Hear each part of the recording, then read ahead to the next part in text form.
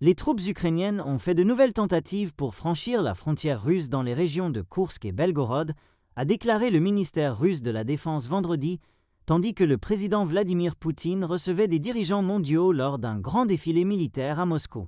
Le ministère de la Défense a indiqué que les attaques ont eu lieu pendant un cessez-le-feu de 3 jours, qui dure du 8 au 10 mai, que la Russie a unilatéralement déclaré pour marquer le 80e anniversaire de la victoire sur l'Allemagne nazie lors de la Seconde Guerre mondiale. Kiev a qualifié la proposition de cessez-le-feu de farce et ne l'a pas acceptée, proposant à la place que les deux pays adoptent un cessez-le-feu de 30 jours.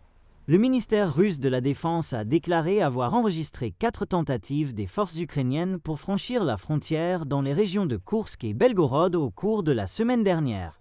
Dans l'est de l'Ukraine, les troupes de Kiev ont attaqué les forces russes 15 fois pendant le cessez-le-feu, a indiqué le ministère. L'Ukraine a déclaré que la Russie a continuellement violé son cessez-le-feu cette semaine. Le gouverneur de la région sud-est de Zaporijia a déclaré vendredi que la Russie avait frappé 8 villages ukrainiens sur la ligne de front 220 fois depuis l'entrée en vigueur du cessez-le-feu. Dans la région frontalière de Belgorod en Russie, le gouverneur local a déclaré qu'un drone ukrainien avait attaqué un bâtiment gouvernemental vendredi.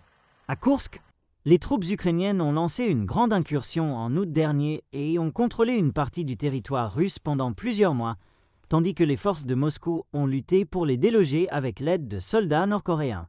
Certains combats ont continué, même après que Poutine a proclamé la victoire à Koursk le mois dernier.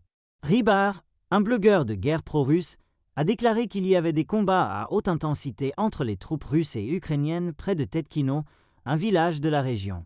Rybar et d'autres blogueurs ont déclaré que les attaques ukrainiennes contre plusieurs villages de la région voisine de Belgorod se poursuivaient vendredi.